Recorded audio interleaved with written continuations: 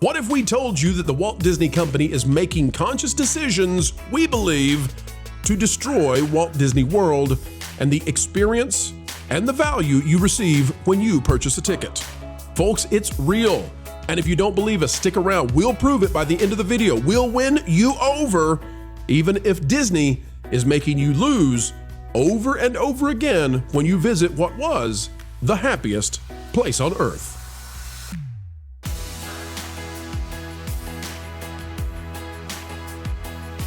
Hello, folks, and what on earth is going on with the House of Mouse? The Walt Disney World Resort is not the kind of place that many people want to enjoy anymore. It's strange, it's peculiar. How can it be that something that we all loved has dropped so far? Indeed, we're going to explain. Folks, get ready to click the like button, and we promise, explain why Disney is literally, figuratively, metaphorically, and every other way destroying the magic at the Magic Kingdom and the other major theme parks. All right, folks, topic that we have right now, they are killing Walt Disney World. And we mean it. I mean, I'm not speaking in a hyperbolic way here, really. And I'm going to show it to you exclusive right here, connecting the dots that the rest of the Disney shills, pills, and bloggers, vloggers, and pixie dusters will never show you. Take a look at this. It's a chart that looks benign, but what lies beneath is very important to see. I want you to see that something is happening in this chart, which shows the wait times for Walt Disney World month by month. Something is happening that we have not seen happen before. Well, what is that? Well, folks, we're at the end of January, and the wait times in January somehow went up above December. Now, I'm here to tell you that January is as dead can be after New Year's Eve.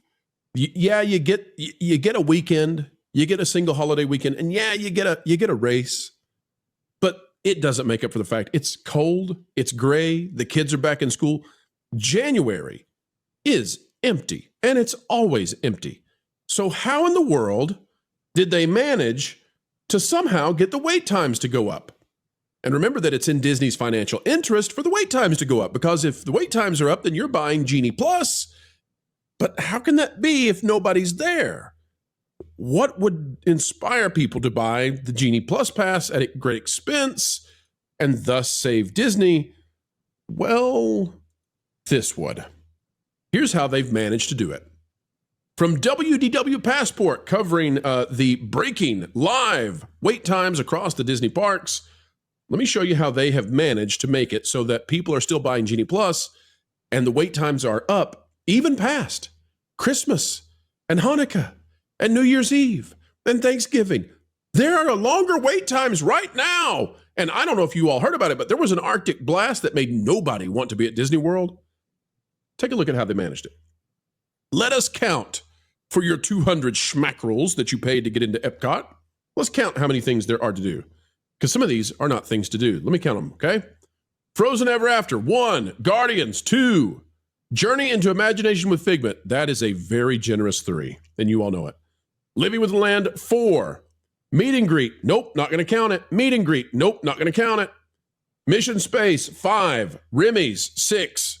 The Seas, generous, 7. Soarin', 8. Spaceship Earth, 9. There are 9 things to do at Epcot. There are 9 rides at Epcot. Oh, but it gets better.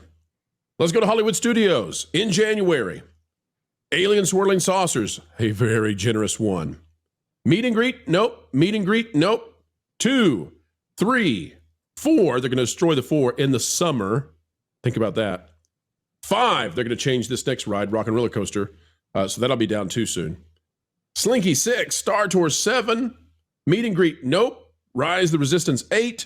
Toy Story Mania, 9. Twilight Zone Tower of Terror, 10. There are 10 total rides at Hollywood Studios, and they're going to reduce them. There's 10 rides, and they're going to reduce them. You are paying 200 schmackrels. As Vash had up on the screen in another segment, Family of 4 is paying $750 now, right? And that's not including this Genie Plus stuff. It's not including any of the other stuff that you're paying to be inside the parks. For 10 total rides, they have less rides than a half-wit carnival traveling midway that comes to your small town and puts up, carny rides in the parking lot of your local abandoned mall. Oh, but it gets worse. Yeah, this is the full list of things you can do at Animal Kingdom. 200 schmackles per person. Avatar, 1. Dinosaur, 2. They're going to take that out. Expedition Everest, 3. It's tough to be a bug. That's going down. 4. Safaris, 5. Meet and greet. Sorry, you don't count. And Navi River Journey. It hurts me to say that's a ride, but I'll do it. 6. There are 6 rides at Animal Kingdom. So how did they manage to get those wait times my goodness, and get you to buy Genie Plus during January? They radically reduced anything to do in the parks. So you are fighting now over 6 total attractions in Animal Kingdom, and they're going to reduce that. All right, Ron, you go to the theme parks on a regular basis. You want to talk about what January has been like and the fact that there's nothing to do, and they did it intentionally, as best I can tell, in order to force people into a DLC hell of Disney where they have to buy the add-on in order to do anything? I'll be honest, I haven't even gone to the parks that much myself this year because the weather has been, like you said, it was horrible. I mean, it was like the low 50s, which anybody that knows Orlando, 50s in Orlando feels like 30s anywhere else. It's horrible. Ron, you're making it up. Look at the chart. Look at the chart. Wait times went up in January. There's more people than in December, man. What are you talking about?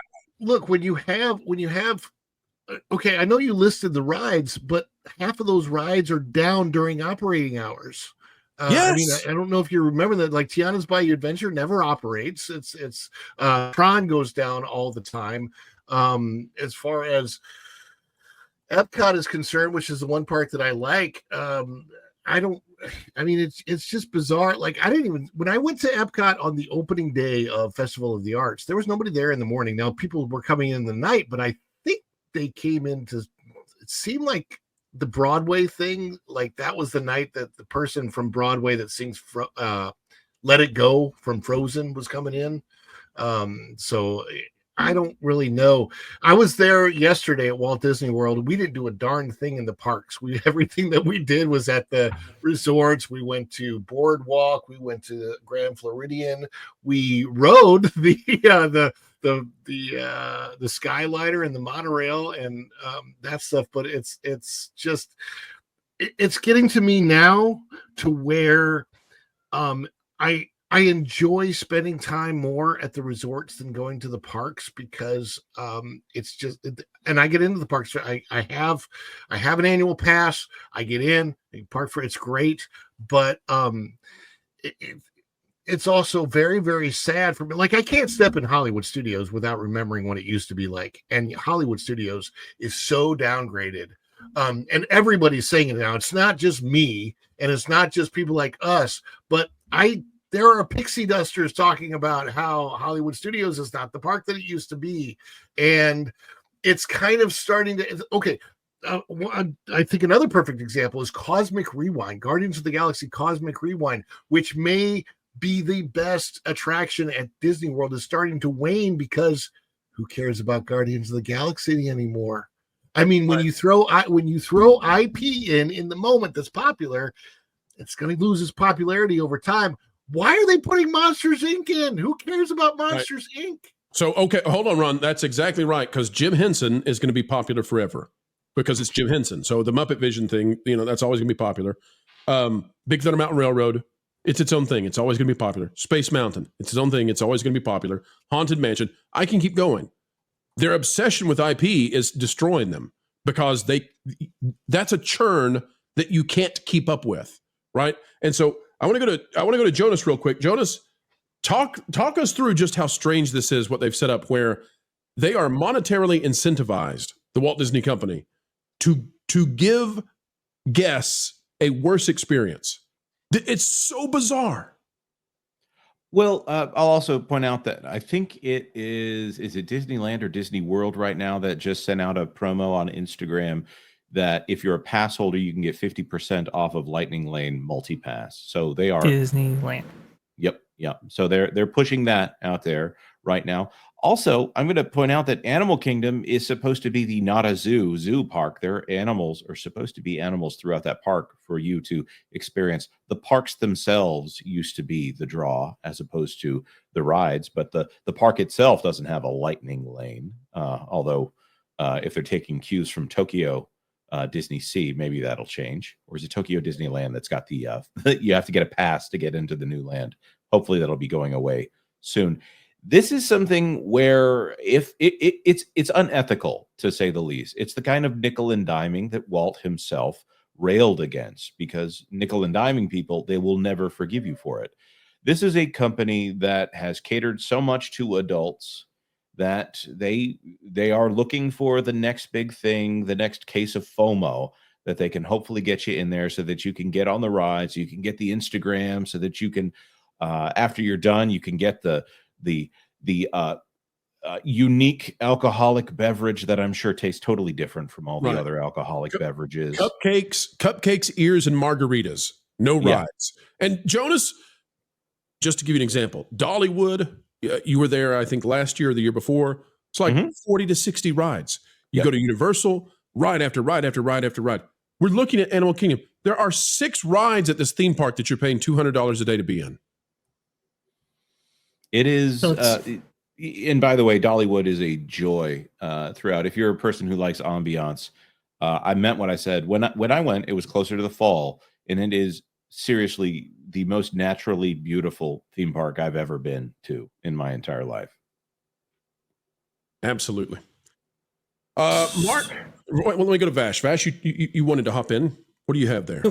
So it's more insidious than what is being presented on the screen right now, because the attractions, remember, for many of them, their capacities are dynamic, right? So it's even worse than, limiting the amount of attractions that you actually have, but there are inefficiencies, let's say, that you can that can induce more lightning lane sales as well.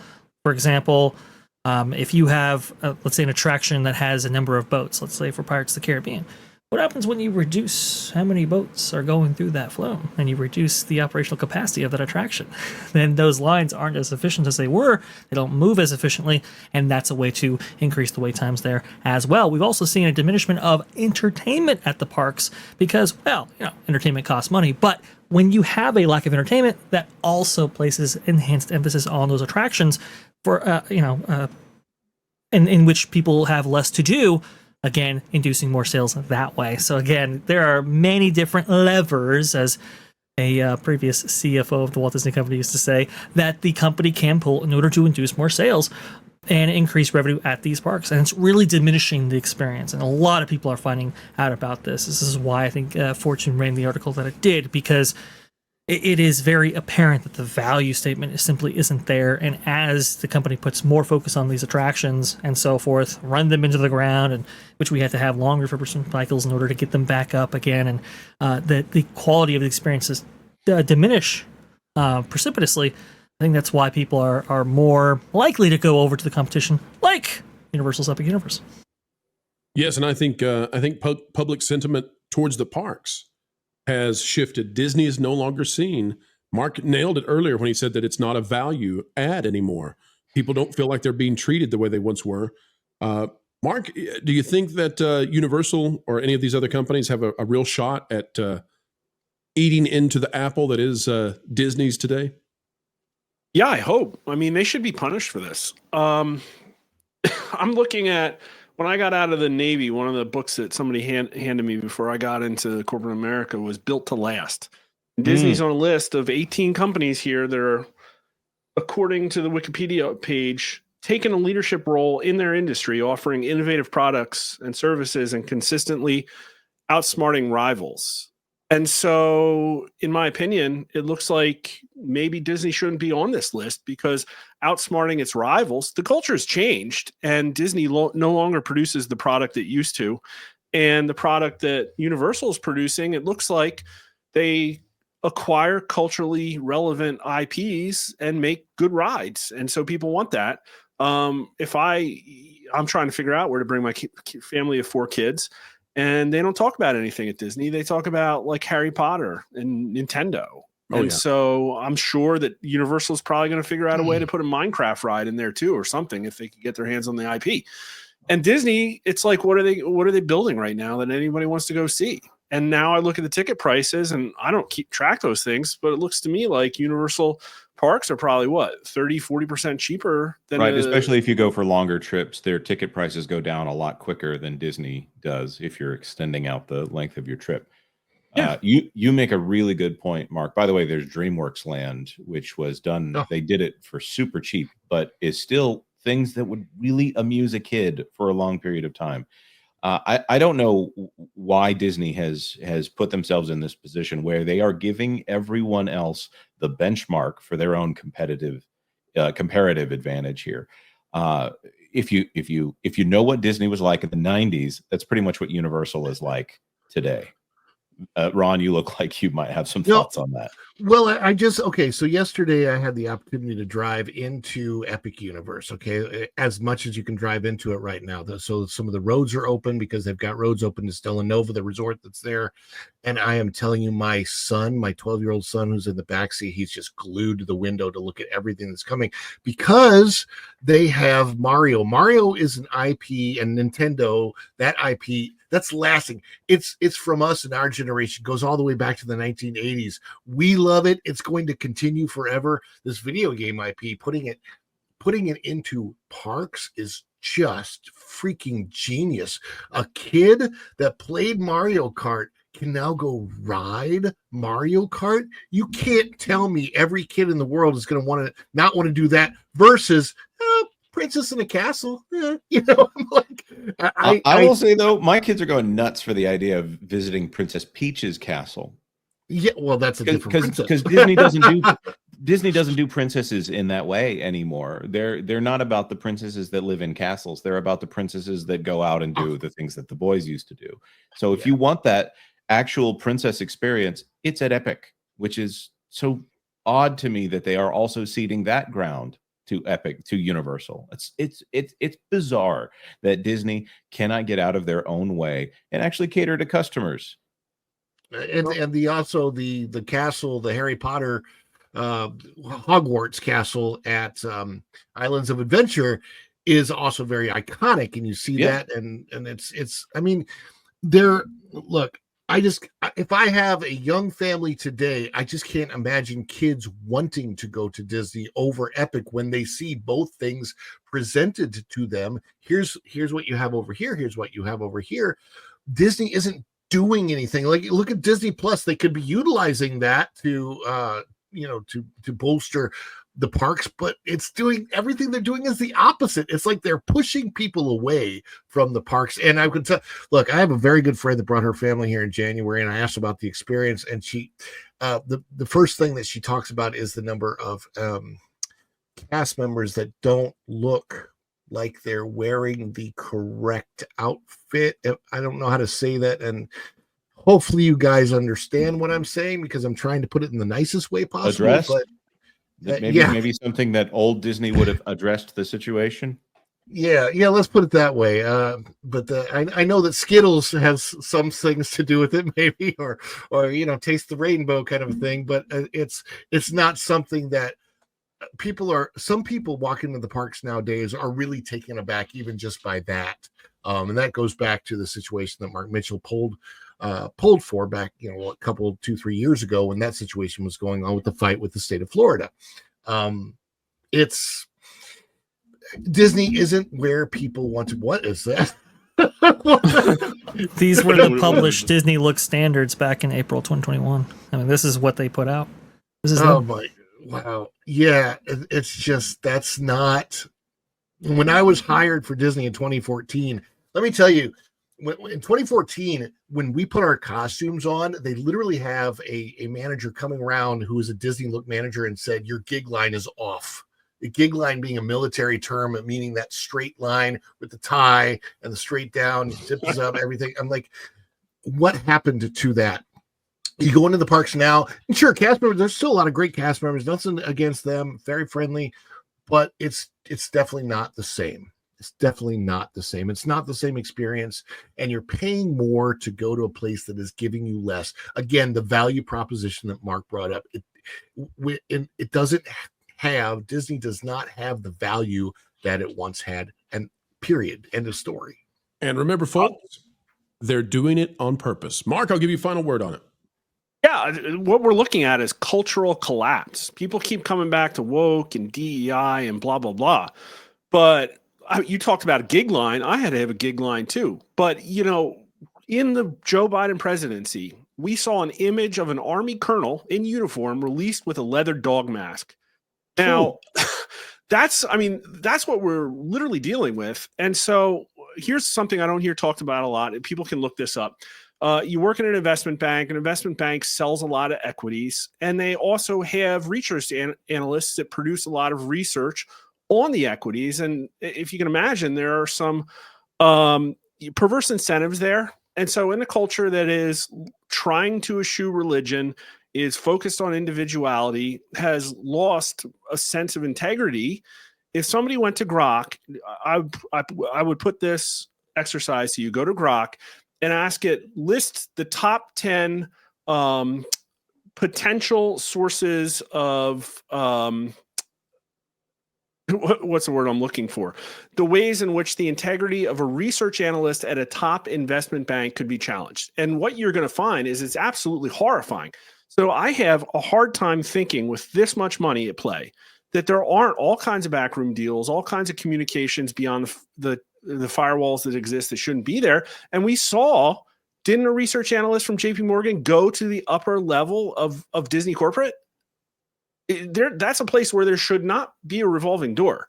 And so what we're looking at perhaps is the decade-long culmination of what happens when your financial performance, your stock returns are decoupled from the merit, the output, the product, the value of the company. And I don't think you can fix that. I don't know how they do it. They don't have the integrity to do it, I think. Well, you know, it's a funny thing under this changing political landscape. They might not get the bailouts that they once could have had, either financial or in PR or through the government or whatever. I think they might be out on their own now, and it's going to be a lonely place if they truly believe they're going to be part of the resistance, and that may be where they're going. But folks, not many people are going to Disney World. That's why they're having to resort to these changes to the resort and making it less than, so that you have to pay more than you ever should otherwise. And that's a wrap, ladies and gentlemen. We are done for now, but don't worry. Do not fret. Not yet, for more content is still coming your way 4 times a day right here on the Pro Channel. What a joy it has been to share our time with you. We hope you feel the same. Adding value to your every single day is our job here, and we take it very seriously. Folks, the only thing we ask in return is that you consider clicking that like button. Share, subscribe, click it, stick it to those algorithms. It's the notification bell. And drop a comment right on down below. And folks, if you'd like to subscribe to our partner YouTube channels, That Park Place, That Pod Place, That Game Place, and some of those radio stations like Vacation Radio, well, we certainly would appreciate it. Until the next time we have the honor of spending time and being invited into your day, folks, we go on our way saying this: keep learning, keep growing, and as always, keep having fun. Why listen to music made by people and companies who really don't like you? Check out Vacation Radio today and prepare for all new content made by the people behind the WDW Pro Channel. It's the place you need for all the music. That should be fun.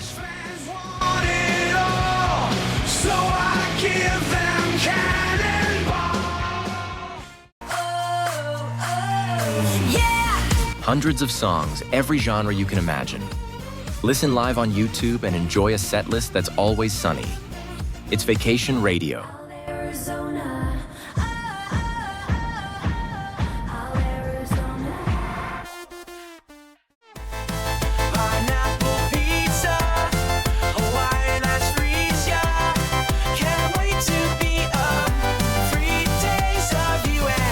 What are you waiting for?